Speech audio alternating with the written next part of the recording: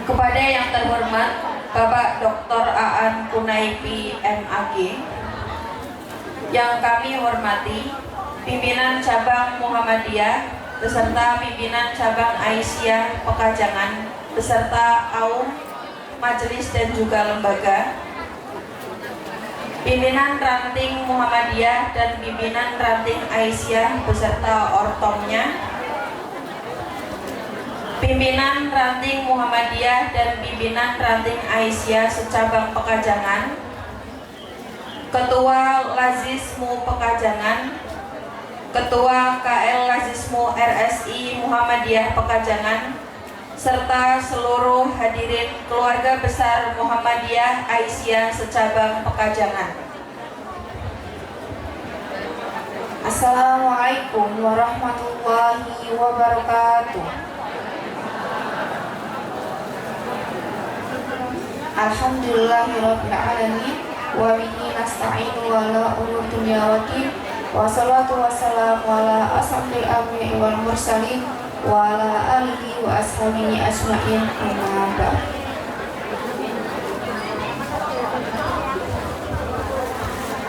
Puji syukur atas kehadirat Allah Subhanahu wa taala yang telah memberikan rahmat serta karunia-Nya kepada kita semua, sehingga pada pagi hari ini kita dapat berkumpul di halaman Masjid Al-Hikmah Bangka tanpa ada halangan suatu apapun. Sholawat beriring salam semoga tetap tercurah limpahkan kepada junjungan kita Nabi Muhammad Sallallahu Alaihi Wasallam yang telah membawa risalah dinul Islam dari zaman jahiliyah hingga sekarang. Perkenankan kami selaku pembawa acara akan menyampaikan susunan acara. Acara yang pertama yaitu pembukaan. Acara yang kedua pembacaan kalam ilahi. Acara yang ketiga sambutan. Acara yang keempat pengajian inti dan acara penutup yaitu penutup. Memasuki acara yang pertama yakni pembukaan. Marilah kita buka acara pengajian Ahad pagi hari ini dengan membaca kalimat Al-Basmalah. Bismillahirrahmanirrahim.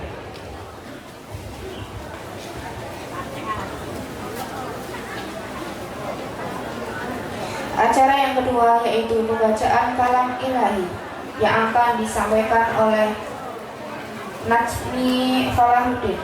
Kepadanya waktu dan tempat dipersilakan. Assalamualaikum warahmatullahi wabarakatuh.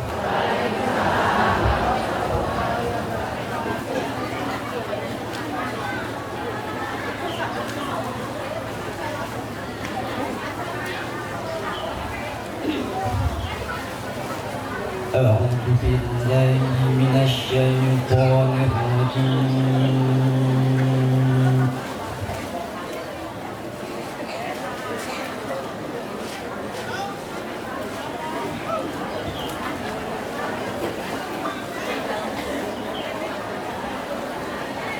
Bismillahirrahmanirrahim.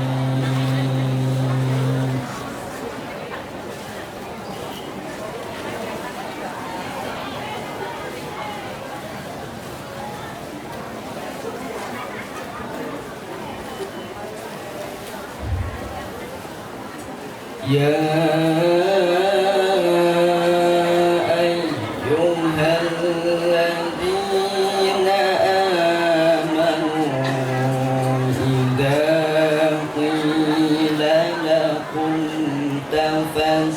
تفسحوا في المجالس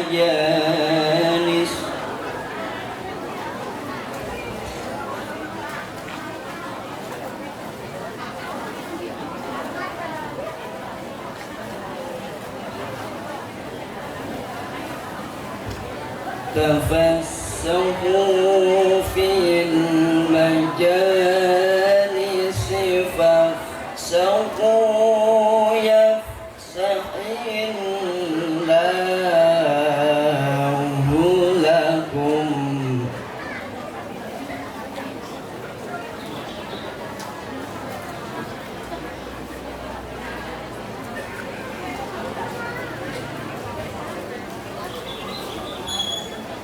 وإذا قيل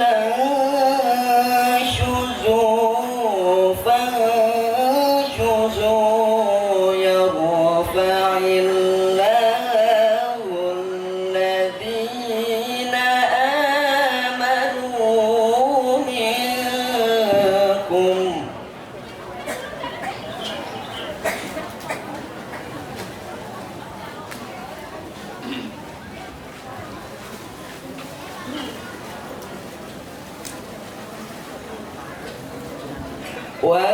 والذين أوتوا العلم درجات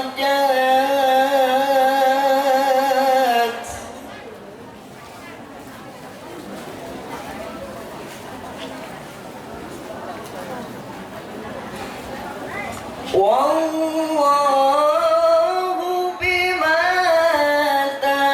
تعملون خبير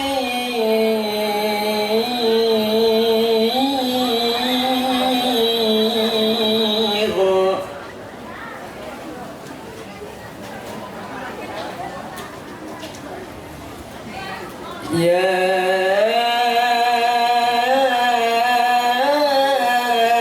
أيها الذين آمنوا إذا ناجيتم الرسول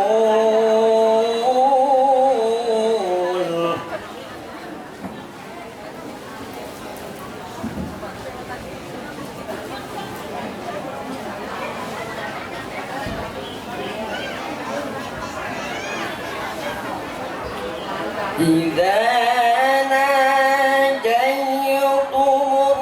الرسول فقدموا بين يدي نجواكم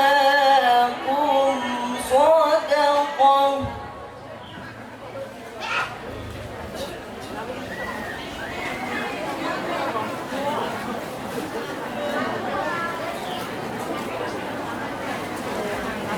ذلك خير لكم وأطهر فإن لم تجدوا فإن الله غفور رحيم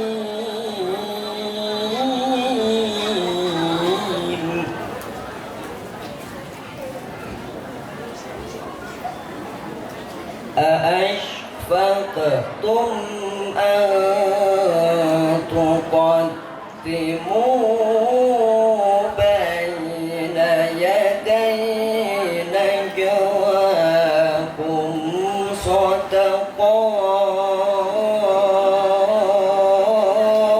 صدقات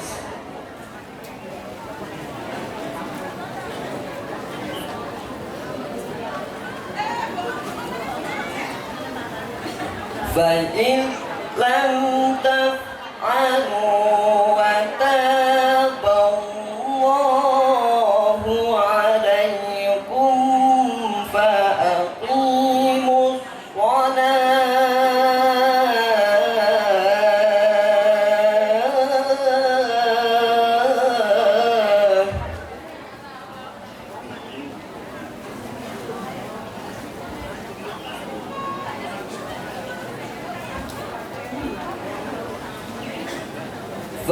فأقيموا الصلاة وآتوا الزكاة وأطيعوا الله ورسوله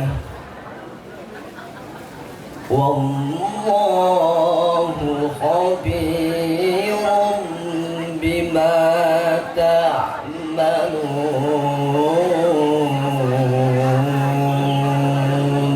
صدق الله العظيم والسلام عليكم ورحمة الله وبركاته. Assalamualaikum warahmatullahi wabarakatuh. Alhamdulillah wa syukurillah wa la hawla wa la quwata illa billahil aliyil azim. Asyhadu an la ilaha illallah wahdahu la syarika lah wa asyhadu anna Muhammadan abduhu wa rasuluh la nabiyya wa rasulah ba'dah. Yang saya hormati Kiai Dr. Aan Kunaibi, Magister Agama. Yang saya hormati seluruh jajaran pimpinan cabang Muhammadiyah Pekajangan yang hadir pada kesempatan pagi hari ini. Kemudian seluruh jajaran pimpinan cabang Aisyah Pekajangan yang hadir pada kesempatan pagi hari ini yang saya hormati. Seluruh pimpinan ranting Muhammadiyah dan pimpinan ranting Aisyah secabang Pekajangan dan keluarga besar Muhammadiyah Aisyah secabang Pekajangan yang saya hormati, yang saya muliakan. Alhamdulillah pagi hari ini atas izin Allah kita semua dipertemukan di halaman Masjid Al-Hikmah Pangkah untuk pengajian Ahad pagi pimpinan cabang Muhammadiyah Pekajangan. Mudah-mudahan semuanya dalam limpahan keberkahan dan karunia dari Allah Subhanahu wa Ta'ala. Salawat salam semoga tetap tercurah limpah kepada manusia pilihan Nabi akhir zaman Rasulullah Muhammad Sallallahu Alaihi Wasallam. Mudah-mudahan terlimpah juga atas keluarganya, sahabat-sahabatnya, dan insya Allah akan sampai kepada kita sekalian umatnya. Bapak, Ibu, saudara sekalian, rahimakumullah, atas nama pimpinan ranting Muhammadiyah Pangkah, pertama saya sampaikan ucapan terima kasih dan selamat datang kepada seluruh jamaah yang hadir, mulai dari Rengas, Karangdowo, Tanggel Kulon, Tanggel Tengah, Pekajangan, Ambu Kembang, Podo, yang berkenan hadir di ranting paling timur dari pimpinan cabang Muhammadiyah Pekajangan. Mudah-mudahan hadir panjenengan semuanya mendapatkan balasan kebaikan dari Allah Subhanahu wa Ta'ala. Kemudian tidak lupa saya sampaikan ucapan terima kasih seluruh warga Muhammadiyah ranting Pangkah yang sudah menyiapkan banyak hal, dan mudah-mudahan acara bisa lancar sampai dengan paripurna. Kemudian kami juga memohon maaf apabila masih banyak kekurangan. Ada sebagian ibu-ibu yang belum dapat gelaran, dan mudah-mudahan dengan kondisi apapun nanti kita bisa mendengarkan tausiah dari beliau Bapak Dr. Aan Kunaibi MAG. Kemudian Bapak, Ibu, dan saudara sekalian, kami juga menyampaikan terima kasih kepada Bapak Ibu yang sudah memberikan infak di kegiatan hari ini. Insya Allah infak yang masuk hari ini akan kami alokasikan untuk membayar tanah yang akan digunakan untuk perluasan TK Aisyah Bustanul Akfal Pangkah. Di TK Aba insya Allah akan meluas ke barat, dan tanahnya kemarin sudah deal untuk dibeli PRM, dan mudah-mudahan infak hari ini bisa membantu untuk menyelesaikan kekurangannya. Dan terima kasih juga kepada seluruh yang hadir. Tanah depan ini pembeliannya diantaranya dari Bapak Ibu semuanya yang dari 2 tahun yang lalu pernah berdonasi untuk pembelian tanah depan Masjid Al-Hikmah Pangkah. Mudah-mudahan menjadi pahala untuk panjenengan semuanya. Tidak lupa saya sampaikan terima kasih kepada pimpinan cabang Muhammadiyah Pekajangan, pimpinan cabang Aisyah Pekajangan yang terus mendukung kegiatan pengajian Ahad pagi, termasuk dukungan dana yang diberikan kepada pimpinan ranting Muhammadiyah Pangkal. Dan tidak lupa juga terima kasih kepada Lazis Mu KL Pekajangan dan Lazis KL RSI. Tadi saya di bawah dipeseni Ustaz Hamdan, engko tulung disampaikan kajangan kuwi, nek aku salah dileke Ustaz. Kajangan kuwi laporan pas Idul Kurban angkanya mencapai 2,5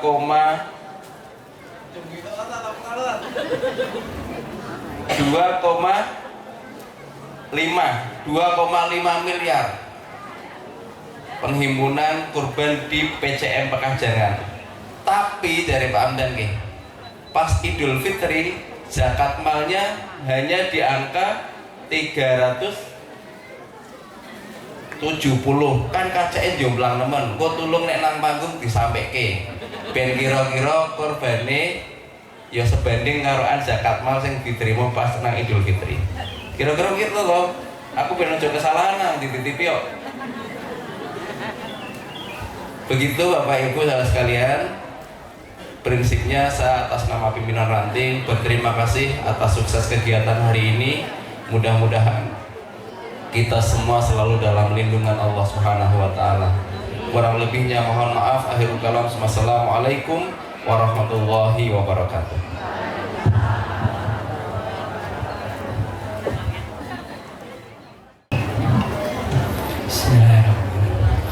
Assalamualaikum warahmatullahi wabarakatuh. Innal hamdalillah nahmaduhu wa nasta'inu wa nastaghfiruh wa na'udzu billahi min shururi anfusina wa min sayyiati a'malina may yahdihillahu fala mudhillalah wa may yudlilhu fala hadiyalah. Asyhadu an la ilaha illallah wahdahu la syarikalah wa asyhadu anna Muhammadan abduhu wa rasuluh. Rabbi shrah li sadri wa yassir li amri wa hlul 'uqdatam min lisani yafqahu qawli. Yang pertama, salam takdim dulu untuk para alim ulama, para kiai, tokoh masyarakat, khususnya Desa Pangkah yang kami hormati, pimpinan cabang Muhammadiyah dan Aisyah Pekajangan yang kami hormati, pimpinan ranting Muhammadiyah dan Aisyah secabang Pekajangan, para pimpinan majelis, lembaga, ortom dan aum, serta sedulur keluarga Muhammadiyah secabang Pekajangan, wabil khusus juga para panitia pengurus ranting Pangkah yang pada kesempatan hari ini telah melaksanakan sebagai panitia pengajian bulanan periode kedua atau putaran kedua untuk pengajian yang kedua.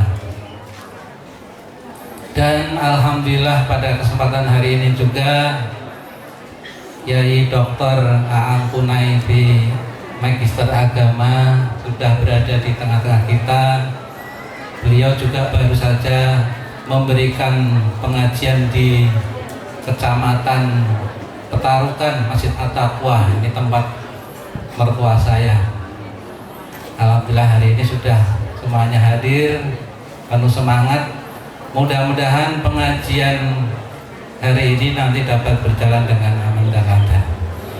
Untuk itu marilah kita bersama-sama memanjatkan puji syukur kehadirat Allah Subhanahu wa taala yang melimpahkan rahmat, taufik dan hidayahnya kepada kita semua, sehingga pada pagi hari ini yang cerah kita masih diberikan nikmat iman Islam, nikmat sehat wal afiat, tak lupa sholawat dan salam kita haturkan kepada junjungan Nabi besar kita Nabi Muhammad Sallallahu Alaihi Wasallam yang menuntun kita menuju jalan yang lurus, jalan yang benar, jalan yang diridhoi oleh Allah Subhanahu wa Ta'ala. Mohon maaf dan izin ini saya berdiri di sini mewakili pimpinan cabang Muhammadiyah karena Bapak Ketua Bapak Haji Abdul Somad SE hari ini dalam perjalanan pulang melaksanakan ibadah haji. Insya Allah besok Senin tanggal 8 Juni jam 10 pagi sudah berada di Donohudan. Mohon doanya beliau mudah-mudahan selamat sampai ke tanah air, sampai ke Pekajangan, bisa berjumpa dengan sedulur Muhammadiyah semuanya, dan beliau mudah-mudahan menjadi haji yang mabrur. Dan juga saya sampaikan izin kepada para pimpinan cabang ini yang bisa hadir hanya saya sama Mas Lukman dan Mas Arif kalau nggak salah ya, karena banyak yang pagi hari ini bertugas dalam rangka pernikahan walimahan ya. Saya dengar juga di sini tadi dalam 1 minggu yang menikah ada 5 keluarga ya, luar biasa. Untuk itu mudah-mudahan tidak mengurangi kenikmatan pada pengajian pada pagi hari ini. Saya hanya mewakili pimpinan cabang ingin menyampaikan bahwa di cabang Muhammadiyah Pekajangan ini alhamdulillah yang pertama SD 1 Muhammadiyah, kepala sekolahnya Pak Eko ya, mendapat bantuan ini sebesar 516 juta untuk pembangunan refit gedung sekolahnya. Yang kedua SD Muhammadiyah 4 ini lebih besar lagi, mendapat dana revitalisasi melalui Majelis Dikdasmen PNS Jawa Tengah sebesar 903 juta. Ibu Rahmah ini kepala sekolahnya masih tindak haji. Dan yang ketiga SMA Muhammadiyah 1 atau yang dikenal sekarang dengan SMUHI, Ibu Amilah kepala sekolahnya ini juga mendapat bantuan revitalisasi sebesar 516 juta. Dan juga tidak lupa IMBS pesantren Miftahul Ulum kita ada yang membantu, tidak mau disebutkan namanya, dari hamba Allah, yaitu memberikan bantuan gedung asrama 2 lantai dengan kapasitas 12 kelas, dengan dibantu juga oleh Bapak Haji Sofan Sumadi, seorang anggota DPRD Jawa Tengah dari fraksi PAN. Dan juga saya mendengar di ranting-ranting lain juga semangat ya untuk selalu meningkatkan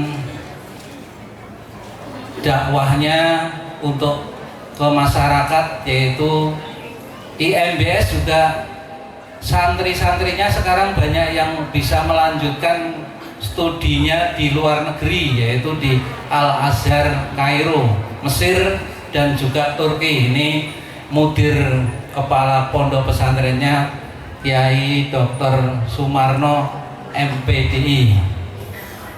Kemudian saya juga mendengar tadi dari Ketua Lazis, dari pengurus ranting Muhammadiyah Pangkat tadi, alhamdulillah Idul Fitri dana zakat malnya sudah banyak, tapi masih perlu peningkatan.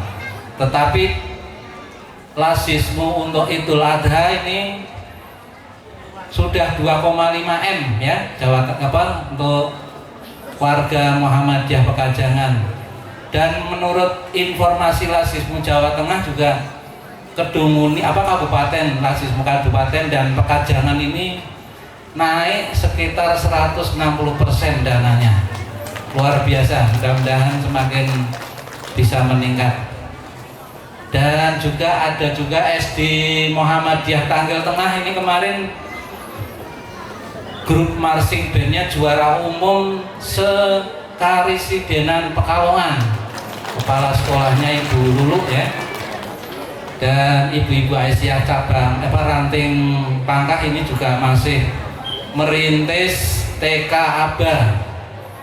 Ini sudah pembangunannya sudah mulai direncanakan. Mohon bantuannya dan doanya, mudah-mudahan segera terwujud. Kalau yang gedung di sebelah ini sudah 2 tahun dan sudah lunas ini katanya, dengan dana sebesar 200 juta rupiah. Mudah-mudahan Ranting Pangkah bisa menjadi motivasi dari semua sedulur warga Muhammadiyah. Mari kita tetap bersemangat.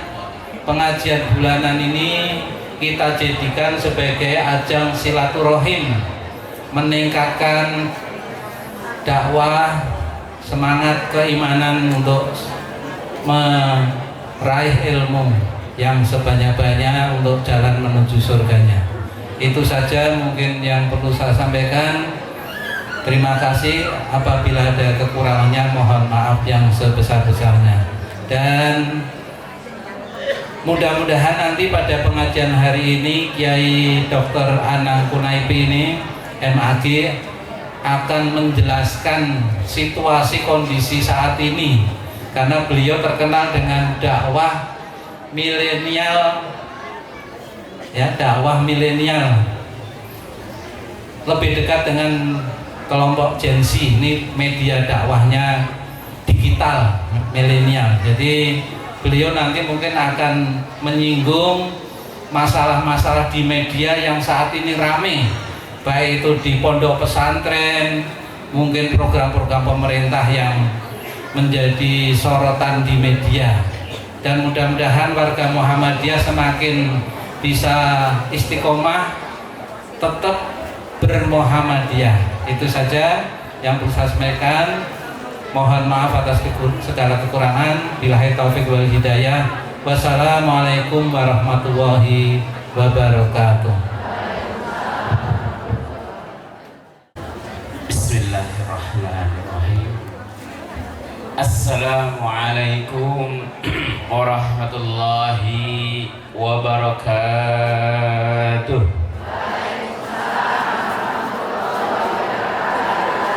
Masih belum kompak. Sudah pada begini, Bu, Pak? Sudah belum? Kalau ada yang belum begini, kita begini bersama ya. Saya ulangi. Assalamualaikum warahmatullahi wabarakatuh.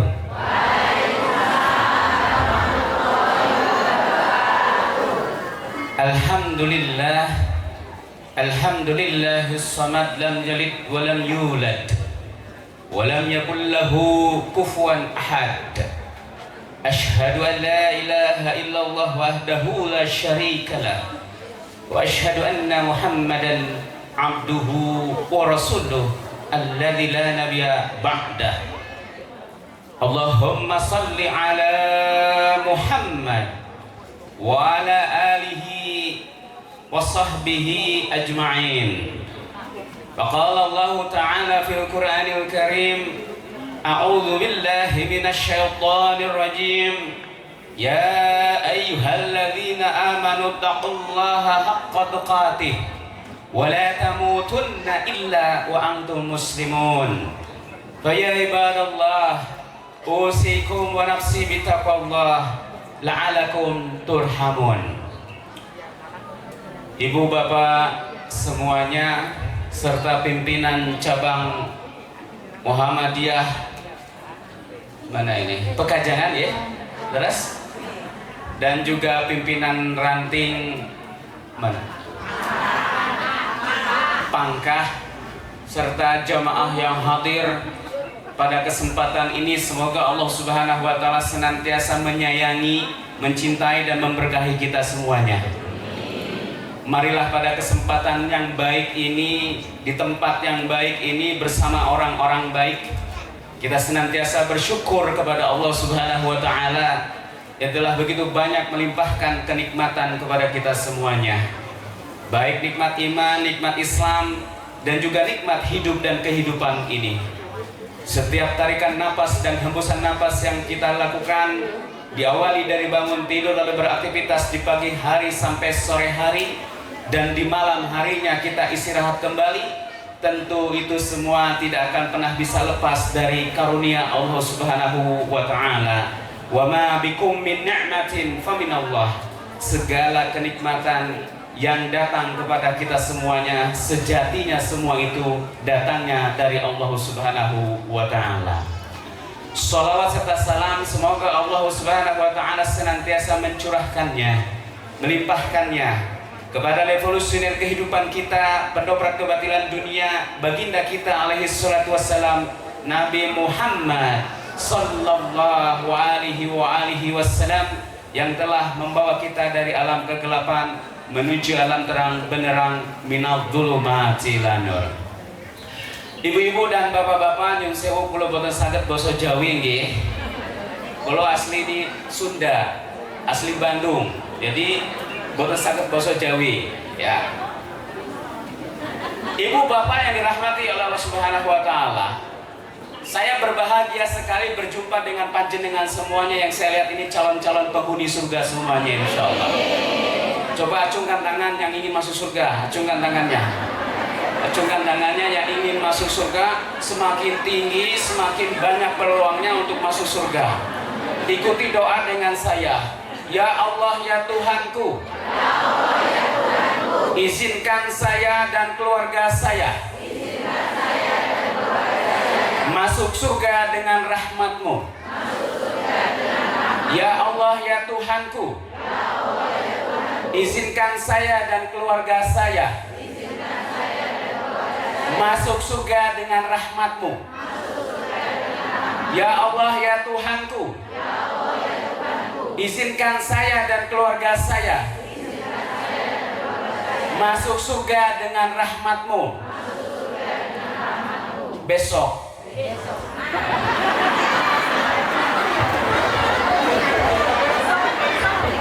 Siap Bu?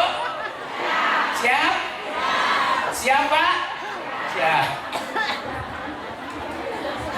Ada yang siap, ada yang tidak siap katanya. Yang tidak siap masih banyak dosa kepada suaminya katanya. Ibu bapak yang dirahmati oleh Allah Subhanahu wa Ta'ala, di dalam kehidupan ini ada manusia yang hidupnya mencari ridho Allah, ada yang mencari ridho manusia. Manusia-manusia yang mencari ridho Allah Subhanahu wa Ta'ala tentu dia menginginkan kehidupan yang bahagia. Kebahagiaannya tidak hanya kebahagiaan di dunia dan juga kebahagiaan di akhirat. Tetapi manusia-manusia yang hanya mencari ridho manusia, dia hanya ingin mendapatkan kebahagiaan di dunia saja. Pilih mana Bu?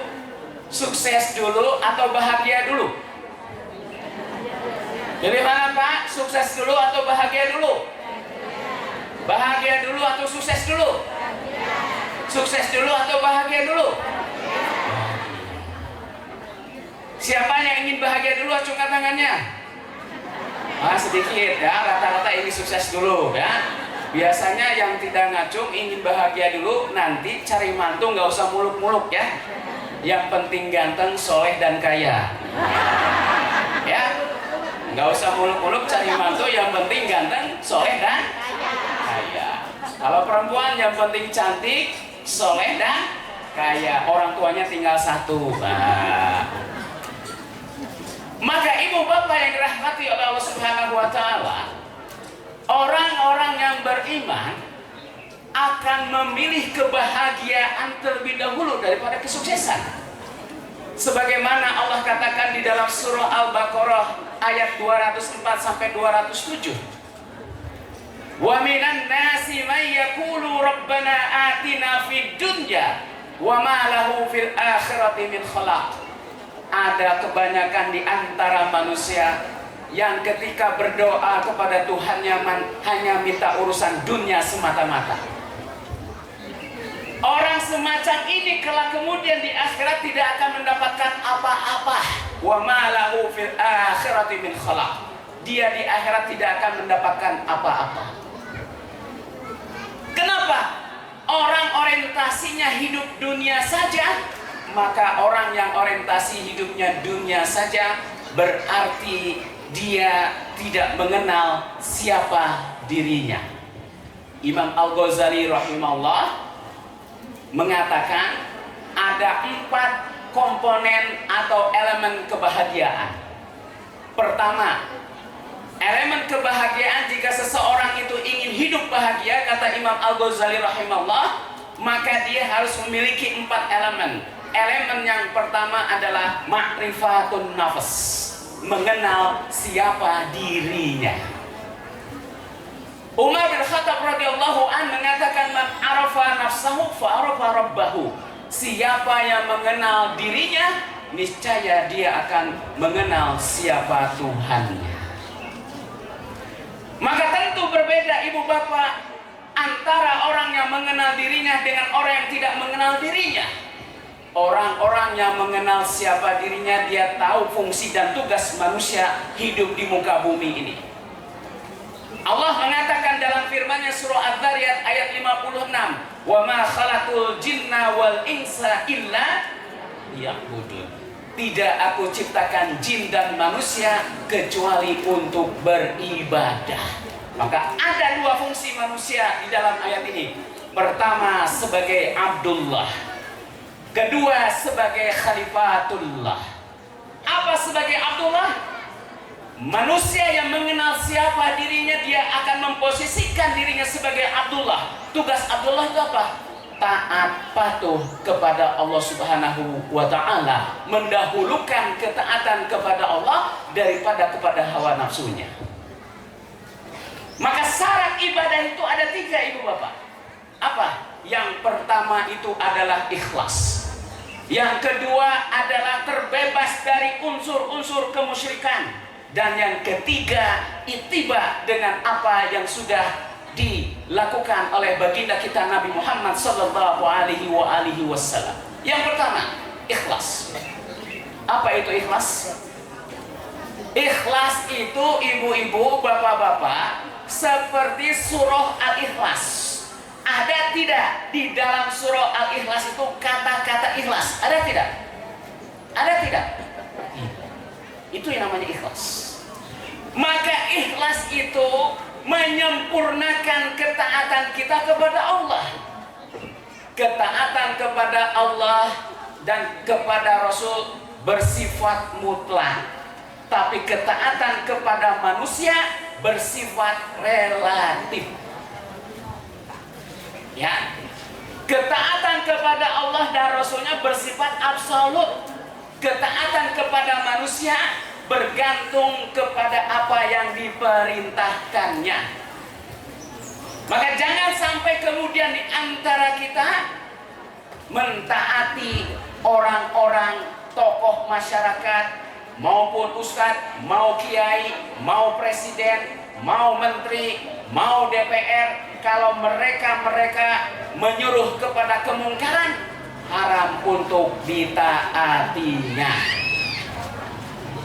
Maka ibu bapak yang dirahmati oleh Allah Subhanahu wa ta'ala, pentingnya kita beragama berbasis 3 hal. Apa berbasis 3 hal ini? Beragama itu harus berbasis kepada data, fakta, dan logika. Apa datanya? Datanya dalil nakli dan dalil akli. Faktanya apa? Dalil nakli adalah Al-Quran dan Al-Hadis. Dalil akli adalah ayat-ayat kauniyah, ayat-ayat alam semesta yang menyebabkan kita semakin membaca ayat-ayat alam semesta ini, semakin diri kita dekat dengan Tuhannya. Banyak di antara masyarakat beragama tidak berbasiskan kepada data, fakta, dan logika. maka disitulah muncul sikap ekstrim. Tahu ekstrim, Bu? Tahu ekstrim? Ekstrim itu apa? Ada ekstrim rasa vanila, ada ekstrim rasa coklat. Oh, ekstrim, ya. Nabi Muhammad sallallahu alaihi wasallam bersabda, "Iyyakum wal ghulu, fa innama man ahlaka qablakum al-ghulu fid din." Hendaklah kalian menjauhi, menghindari perbuatan berlebihan dalam beragama, perbuatan ekstrim di dalam beragama, karena banyak orang kelompok yang rusak disebabkan ekstrim di dalam beragama. Maka ada 3 ekstrim. Ekstrim yang pertama, orang-orang ekstrim itu beragama tidak berdasarkan kepada ilmu, tidak berdasarkan kepada data, fakta, dan logika. Ekstrim yang pertama adalah menokohkan seseorang secara berlebihan. Maka banyak kasus-kasus pelecehan-pelecehan di pesantren-pesantren dan di panti asuhan. Kenapa? Karena kiainya, ustadznya minta dikultuskan. Budaya feodal ada di pesantren, sehingga kemudian didoktrin santrinya, apapun yang dikatakan kiai, dikatakan ustadz, pasti benar adanya. Maka kalau ada yang mengatakan semua omongan kiai, semua omongan ustadz itu benar, menyelisihi hadis Nabi Muhammad sallallahu alaihi wasallam. Kullu bani Adam khata'un wa khairul khata'in at-tawwabun. Setiap anak manusia pasti tidak akan bisa lepas dari yang namanya salah. Dan sebaik-baiknya orang yang bersalah adalah bertobat kepada Allah Subhanahu wa taala. Maka kita tidak boleh mengkultuskan, mendewakan seseorang. Ketaatan kepada Allah bersifat mutlak, ketaatan kepada Rasul bersifat mutlak, tapi ketaatan kepada manusia bersifat relatif. La ta'ata li makhlukin fil maksiyah. Tidak ada kata taat terhadap setiap makhluk dalam perbuatan maksiat. Maka oleh karena itu, ibu-ibu, bapak-bapak, panjenengan tidak usah resah memilih pondok pesantren. Kalau di pondok pesantren itu mengajarkan kiainya budaya feodalisme, budaya kultus, maka hindari pesantren itu. Ya, kalau di pesantren itu mengajarkan budaya feodal, budaya kultus, lalu memposisikan ustadz itu benar, selalu benar, tidak pernah bersalah, kan begitu? Maka hindari pesantren-pesantren semacam itu.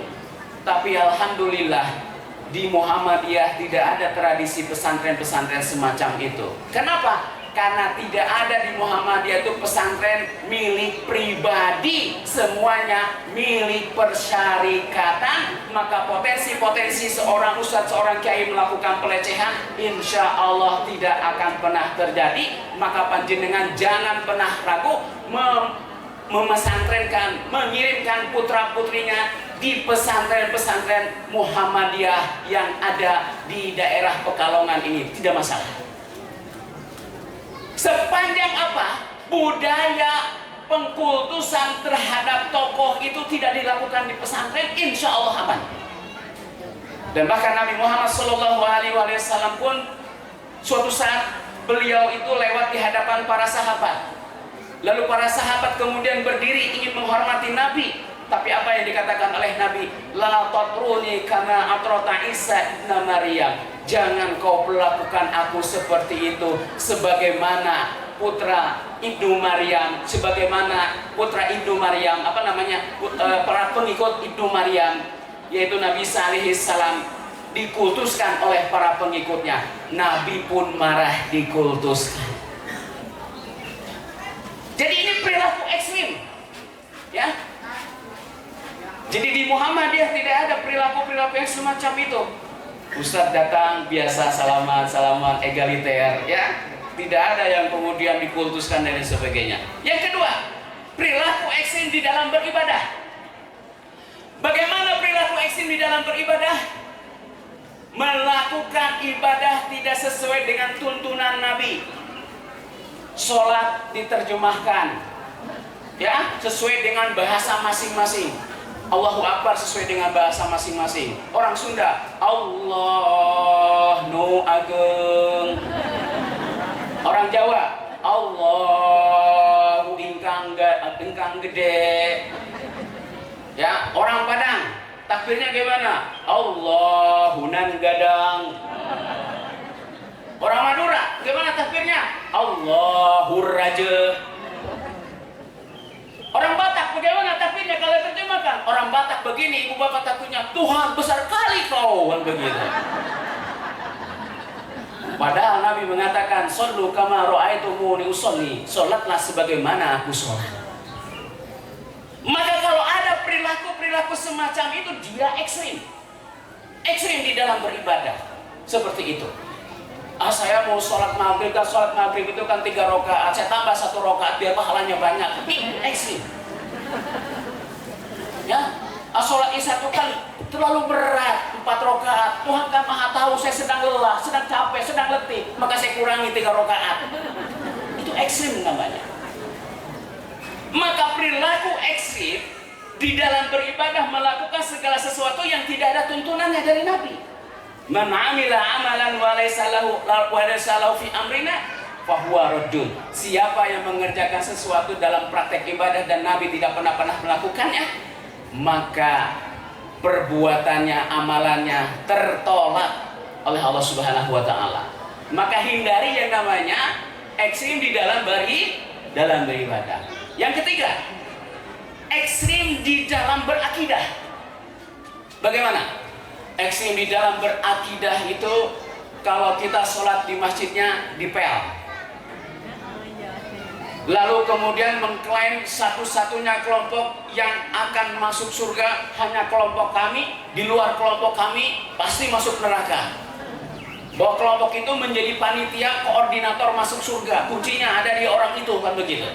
Nah, maka perilaku semacam itu yang disebut dengan ekstrim.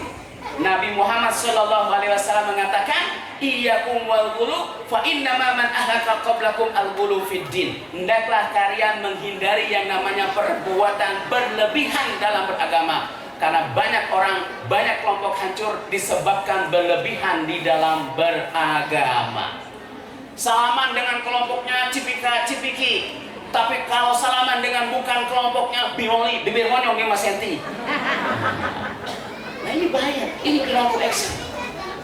Maka oleh sebab itu, ibu bapak yang dirahmati oleh Allah Subhanahu wa taala, pentingnya beragama berbasis kepada data, fakta, dan logika. Tadi syarat ibadah itu adalah ikhlas. Yang kedua adalah terbebas dari kemusyrikan. Tadi ikhlas itu menghindari perbuatan ekstrim. Lalu yang kedua, terhindar dari segala perbuatan kemusyrikan. Panjenengan ingin bertemu dengan Allah? Ingin tidak? Ingin berjumpa dengan Allah? Ingin apa tidak? Pertanyaannya, apakah perjumpaan kita dengan Allah itu harus melalui kematian atau tidak? Harus melalui kematian apa tidak? Harus melalui kematian atau tidak? Kata Allah di dalam surah Al-Kahfi, "Wa man kana yarju liqa'a rabbih falyamal amalan shalihan." Siapa yang ingin berjumpa dengan Allah maka beramal soleh. Beramal soleh. Jadi media untuk berjumpa dengan Allah itu dengan beramal soleh. Ya, beramal soleh. Panjenengan datang dari rumah panjenengan ke tempat ini diniatkan karena Allah, amal soleh bukan? Amal soleh. Infak 1000, 2000, amal soleh apa bukan? Amal soleh. Memberikan izin suami poligami, amal soleh apa bukan? Amal soleh bukan? Bukan banget.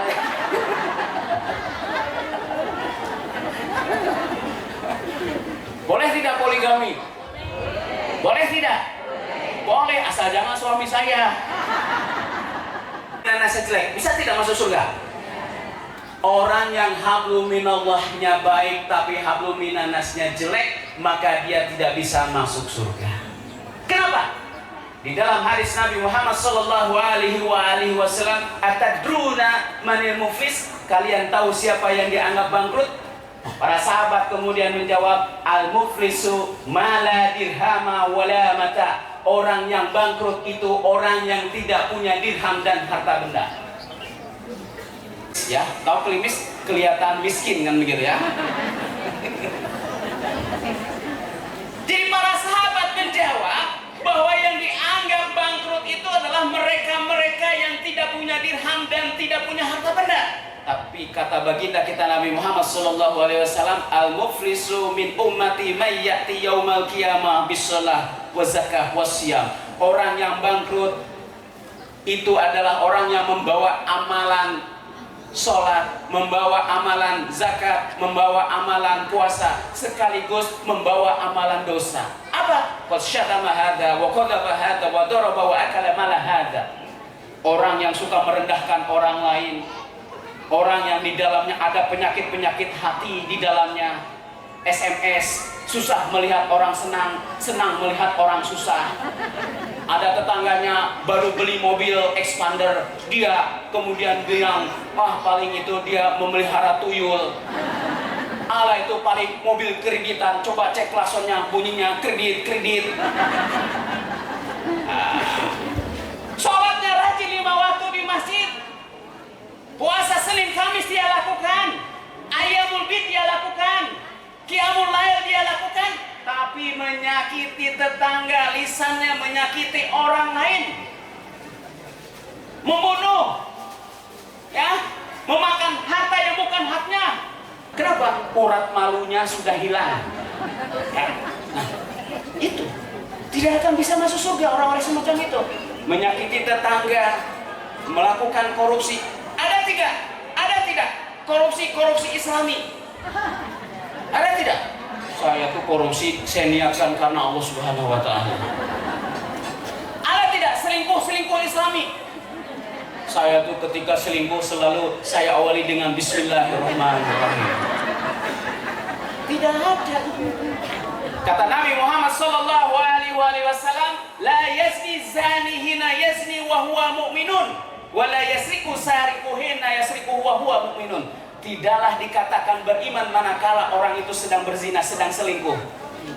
Dan tidaklah dikatakan beriman manakala orang itu kemudian merampok, korupsi atau mencuri. Artinya, kalau ada orang selingkuh, kalau ada orang zina, kalau ada orang mabuk, kalau ada orang merampok, kalau ada orang jadi begal, kalau ada orang korupsi, posisi mereka itu sedang hilang ingatannya kepada Allah Subhanahu wa taala.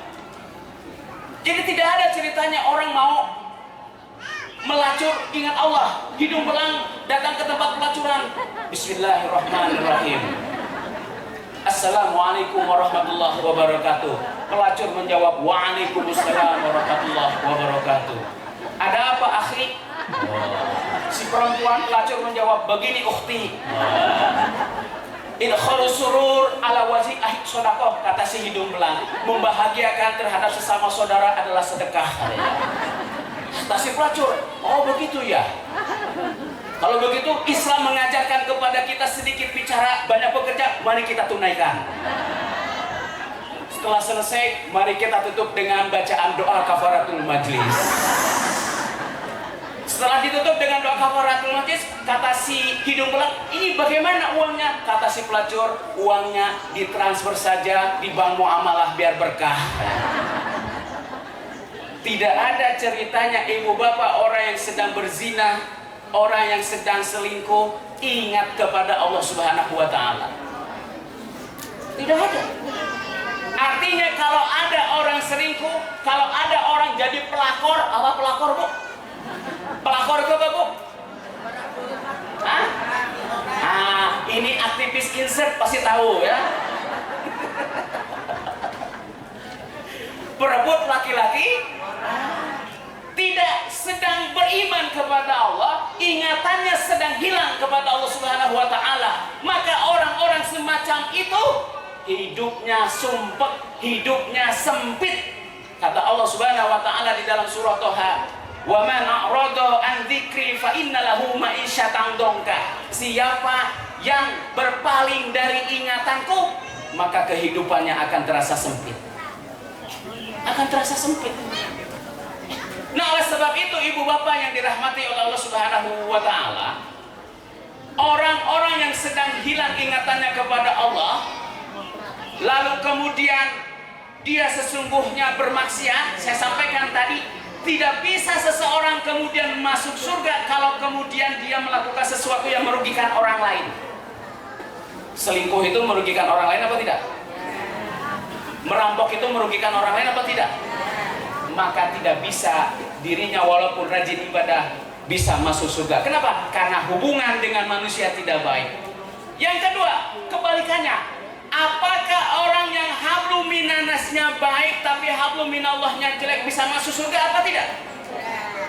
Orang yang hablum minallahnya baik, hablum minanasnya baik tapi hablum minallahnya buruk tidak bisa masuk surga. Bagaimana contohnya? Contohnya panjenengan pernah dengar yang namanya Bill Gates?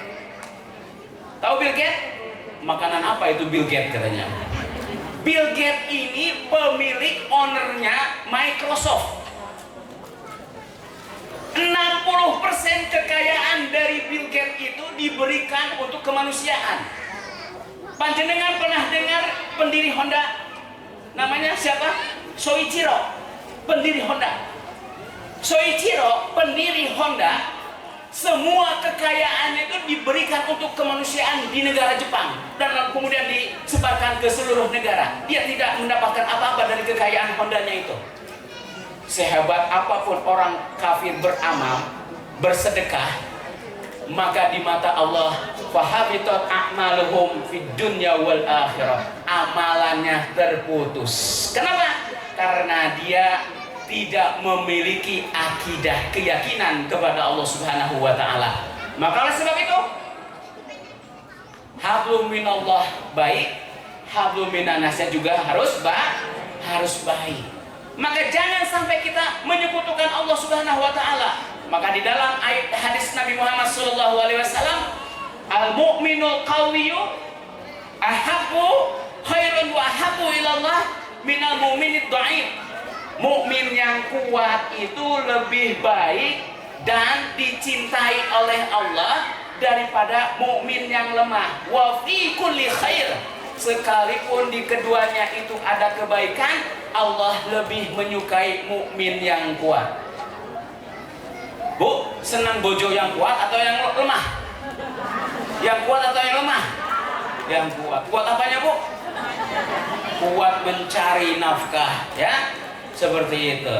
Apa ciri-ciri mukmin yang kuat? Ciri-ciri mukmin yang kuat itu ada 3. Pertama, salimul akidah. Yang kedua, sahihul ibadah. Yang ketiga, matinul khuluq. Akidahnya lurus, ibadahnya benar, akhlaknya juga baik. Maka akidah, akhlak dan ibadah akidah, ibadah dan akhlak itu feedback, saling terkait. Jika akidah seseorang ini baik, maka insya Allah ibadahnya baik dan akhlaknya pun ikut baik. Jika akidah seseorang ini buruk, maka ibadahnya pun akan ikut buruk dan akhlaknya pun akan ikut buruk. Itu pelaku cabul di Jepara itu akidahnya baik apa tidak? Di pesantren itu akidahnya baik apa tidak? Akidahnya tidak baik, maka ibadahnya tidak baik. Kenapa? Sholat itu ada 3, ibu bapak.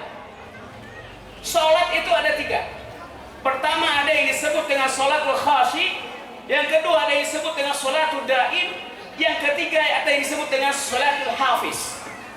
Apa itu sholatul khashi? Sholatul khashi adalah wasta'inu bis sabri was salah wa innaha lakabiratun illa 'alal khashiin.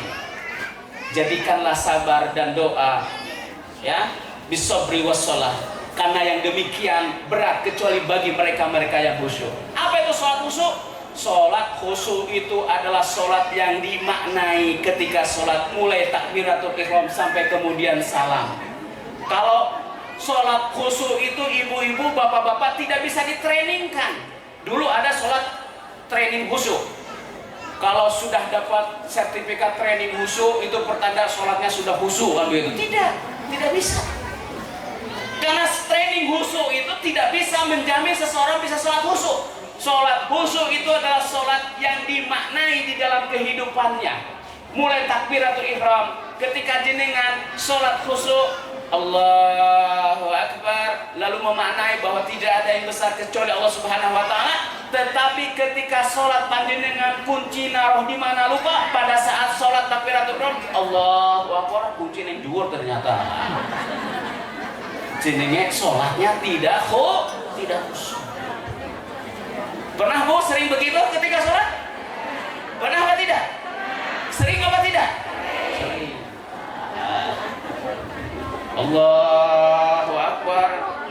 Bojoku pakai orang nyayu duit karo aku ya. Nah, itu sholat tidak khusyuk namanya. Yang kedua, sholatud daim. Apa itu sholatud daim? Di dalam surah Al-Ma'arij ayat 23. Alladzina hum ala sholatihim daimun. Orang-orang yang senantiasa sholat. Sholat daim itu apa? Sholat daim itu adalah sholat yang dilakukan oleh seseorang tidak hanya dia melaksanakan ketika sholat wajib atau sunnah, tetapi di luar itu dia senantiasa menindaklanjuti dari sholat-sholat di luar sholat waktu yang diwajibkan dan disunahkan. Contohnya dengan apa? Karena sholat itu secara bahasa artinya doa atau zikir. Dia senantiasa zikir di luar sholat. Itu yang disebut dengan sholat daim. Panjenengan ketika datang ke sini doa keluar rumah apa ibu bapak? Doa keluar rumah apa? Bismillah, bismika apa? Bismika Allahumma. Doa keluar rumah katanya bismika Allahumma. Bismillahi tawakkaltu. Doa masuk kamar mandi. Allahumma lakasumtu. Apa? Allahumma ini. Doa mau tidur. Allahumma janibna syaitan wa janibni syaitan katanya. Betul? Salah ya? Salah. Apa? Bismika Allahumma ahya. Nah, panjenengan jangan salah mengajarkan kepada anak-anak. Ada anak TK disuruh baca doa oleh gurunya. Nah, baca doa mau tidur, dia bacakan itu. Allahumma jadibna syaitan wa jadibni syaitan ma razaqtana. Lah kok doa itu? Biasanya ibu bapak saya kalau mau tidur baca doa itu katanya. Ya. Nah, maka ibu bapak yang dirahmati oleh Allah Subhanahu wa taala, sholatud daim setiap aktivitas kita berzikir. Naik kendaraan, nanjak apa zikirnya? Kunna idza sa'adna fakabarna wa idza nazalna fasabahna. Kami itu terbiasa ketika menaiki tangga, menaiki jalanan takbir. Allahu Akbar, nyetir, naik motor, naik mobil, nanjak ini segini. Allahu Akbar, naik tangga itu. Allahu Akbar, Allahu Akbar. Pelan-pelan saja, nggak usah keras-keras. Supirnya, bapaknya, suaminya takbir. Allahu Akbar, Allahu Akbar. Di belakang, sami Allahu liman hamidah.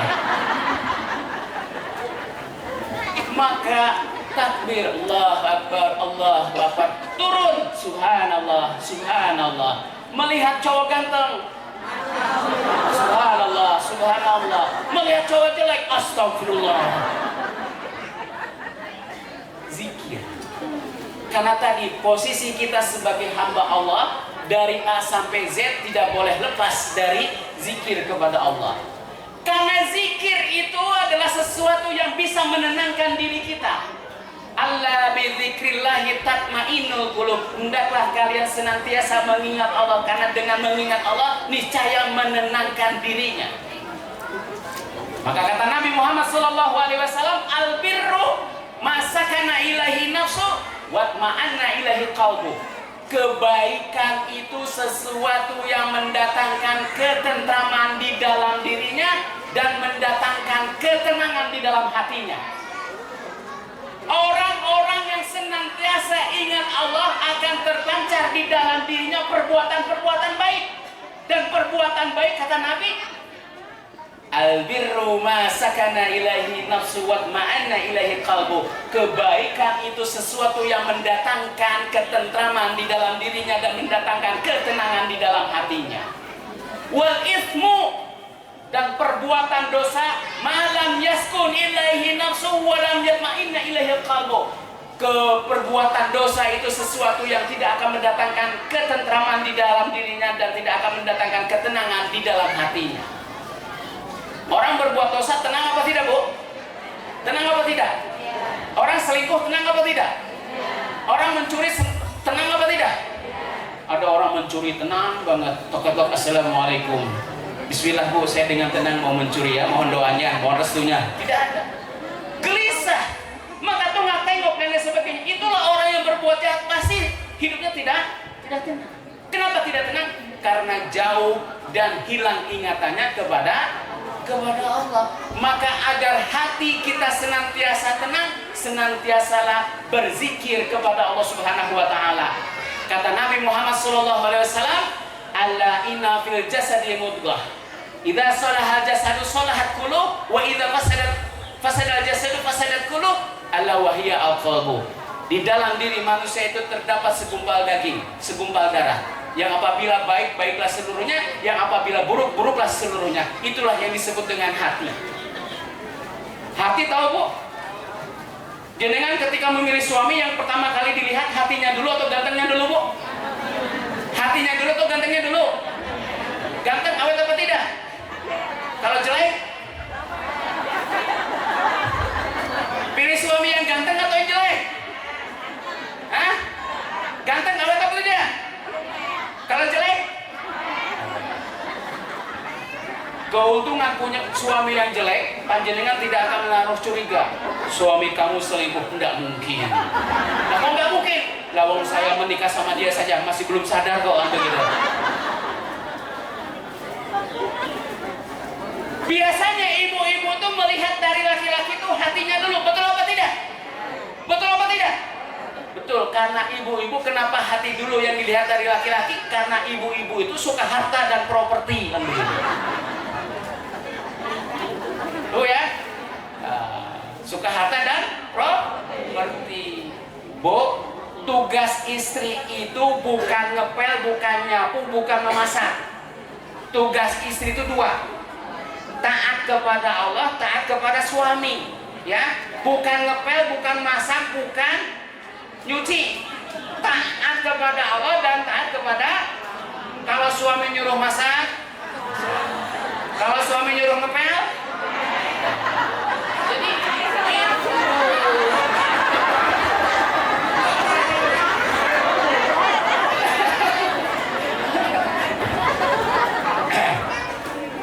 Ibu-ibu dan bapak-bapak yang dirahmati oleh Allah Subhanahu wa taala, maka dengan demikian bahwa ketika kemudian kita beribadah kepada Allah Subhanahu wa taala, mengacu kepada apa yang dituntunkan oleh baginda kita Nabi Muhammad sallallahu alaihi wasallam, ketika Nabi perintahkan kepada kita sholat, Nabi perintahkan kepada kita untuk puasa, Nabi kita perintahkan kepada kita untuk zakat, maka kita akan mengikuti sesuai dengan apa yang dilakukan oleh baginda kita Nabi Muhammad sallallahu alaihi wasallam. Maka sebab itu, kebahagiaan itu bisa diraih yang saya sampaikan tadi. Yang pertama adalah dengan cara ma'rifatun nafs, mengenal dirinya. Setelah mengenal dirinya bahwa tugasnya sebagai Abdullah, sebagai hamba Allah, mendahulukan ketaatan kepada Allah daripada kepada hawa nafsu, maka tahapan berikutnya dia akan ma'rifatullah, mengenal Allah Subhanahu wa ta'ala. Tugas dia sebagai hamba Allah mengenal Allah Subhanahu wa ta'ala, maka setiap gerak-geriknya, apa yang dia lakukan semata-mata hanya mencari ridho Allah Subhanahu wa ta'ala, bukan mencari ridho manusia. Syekh Muhammad Mutawalli Asy'arawi mengatakan, rezeki itu terbagi menjadi 4. Kata Syekh Muhammad Mutawalli Asy'arawi, ulama besar dari Mesir. Yang pertama apa? Al-malu huwa adna darajatu rizki. Harta itu termasuk rezeki yang paling rendah tingkatannya. Kenapa? Harta harta itu termasuk rezeki yang paling rendah, karena setiap orang bisa mencari harta. Gara-gara harta orang rebutan jabatan, gara-gara harta orang korupsi MBG, betul ya? Gara-gara harta rebutan warisan, betul ya? Gara-gara harta suami kemudian dengan istrinya ribut, betul? Betul Bu? Maka kata Syekh Muhammad Mutawali As-Sarawi, al-malu huwa adna darajatul rizki. Harta itu adalah tingkatan rezeki yang paling rendah. Maka dalam konteks harta kata Nabi Muhammad SAW, unzur ila man huwa asfala minkum wa la tanzur ila man huwa fawqakum. Lihatlah kepada orang yang berada di bawah kalian, jangan lihat kepada orang yang di atas kalian. Dalam hal urusan harta kita lihat ke bawah. Ya, punya rumah tipe 21 RSSSSSSSSSSSSSSSS, rumah sangat sederhana, susah sekali, selonjoran sangat sesak sekali, sekeliling sampah. Harus jauh lebih bersyukur ketimbang orang yang ngontrak. Orang yang ngontrak harus jauh lebih bersyukur ketimbang tunawisma. Punya penyakit stroke 2 truk 3 truk, bersyukur kepada Allah, alhamdulillah saya punya penyakit stroke 2 truk 3 truk, daripada tetangga saya gara-gara sakit panu meninggal. Jadi melihat ke bawah itu Bapak, jangan melihat ke atas. Kalau panjenengan melihat harta ke atas, maka disitulah akan timbul yang namanya hasad. Apa itu hasad? Iri. Hasad itu adalah sesuatu yang ada di dalam diri kita, tapi tujuan kita itu ingin mengambil kebahagiaan dari orang lain. Itu yang disebut dengan hasad. Menebarkan fitnah. Itu tetangga saya baru beli mobil, pasti dia memelihara tuyul, pasti dia korupsi. Maka yang harus kita miliki bukan hasad, tapi ghibthah. Apa itu ghibthah? Ghibthah itu habis? Belum. Hah? Sedikit lagi. Ya, setengah 8. Oh, setengah 8 sudah habis. Wah, ini baru pembukaan ya. 1 menit lagi ya. Ghibthah. Jadi ghibthah itu adalah kita iri kepada kebaikan-kebaikan orang lain, tetapi tidak bermaksud untuk mengambil kebahagiaan dari orang lain. Justru kita meniru apa yang dilakukan oleh orang lain agar kita bisa menjadi seperti mereka, bahkan lebih baik daripada orang itu. Misalnya apa? Oh, orang ini luar biasa, hebat, sukses, rajin ibadah, rajin sholat. Saya harus lebih baik daripada orang itu. Maka dalam urusan harta kita lihat ke bawah, tapi dalam urusan menuntut ilmu dan ibadah kita lihat ke atas. Menuntut ilmu, oh orang ini luar biasa pintar. Apa sih? Oh ternyata dia rajin ke perpus. Oh ternyata dia rajin baca Quran. Oh ternyata dia sering ke majlis taklim. Oh dia ternyata ikut pengajian-pengajian mulai dari ranting, cabang, dan kemudian PDM. Maka pantaslah dia orang pintar. Saya harus lebih baik daripada orang itu. Itu dalam hal urusan menuntut ilmu, urusan beribadah lihat ke atas, tapi dalam urusan mencari harta, dalam hal urusan harta kita lihat ke bawah. Ibu bapak, bukan bermaksud saya kemudian memperpendek ceramah ini karena keterbatasan waktu saja yang kemudian harus diakhiri, dan saya sangat senang sekali berjumpa dengan panjenengan semuanya. Mudah-mudahan Allah Subhanahu wa taala senantiasa memberkahi kita semuanya, dan mudah-mudahan Allah Subhanahu wa taala senantiasa melimpahkan rezeki halalan thayyibah kepada kita semuanya, dan mudah-mudahan Allah Subhanahu wa taala senantiasa memberikan kesehatan kepada kita semuanya. Jika ada keluarga kita, sahabat kita, tetangga kita yang sedang dalam keadaan sakit, semoga Allah angkat penyakitnya, semoga Allah berikan kesehatan dengan kesehatan selama-lamanya. Jika sudah sehat, semoga semakin dekat dengan Allah Subhanahu wa taala. Mudah-mudahan putra-putri kita, cucu-cucu kita, sahabat-sahabat kita, tetangga kita menjadi putra-putri, cucu, sahabat, tetangga yang soleh dan solehah. Dan mudah-mudahan negara kita, Negara Kesatuan Republik Indonesia, senantiasa dijaga, dilindungi oleh Allah Subhanahu wa taala, dan menjadi negara baldatun thayyibatun wa rabbun ghafur. Enteng jodoh bagi yang belum punya calon jodoh. Bagi yang sudah punya calon jodoh, semoga segera dinikahkan oleh kedua orang tuanya. Dan bagi yang sudah berjodoh, cukup satu saja, satu pun tidak akan pernah habis.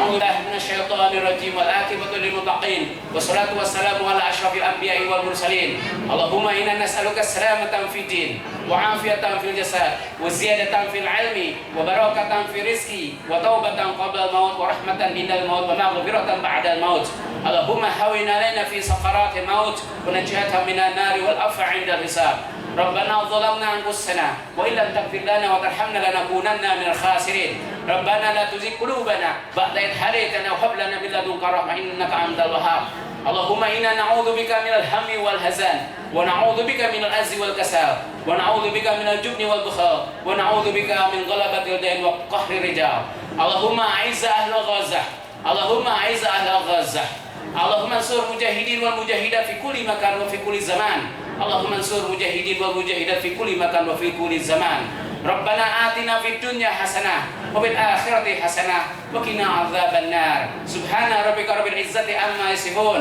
وسلام على المرسلين والحمد لله رب العالمين. Demikian yang bisa disampaikan, kekurangan hanya dari saya, kelebihan hanya dari Allah Subhanahu wa taala. Nun wal kalam wa maisrun nasrun minallah wa fathun qarib wa basyiril mu'minin billahi taufiq wal hidayah. Wassalamualaikum warahmatullahi wabarakatuh.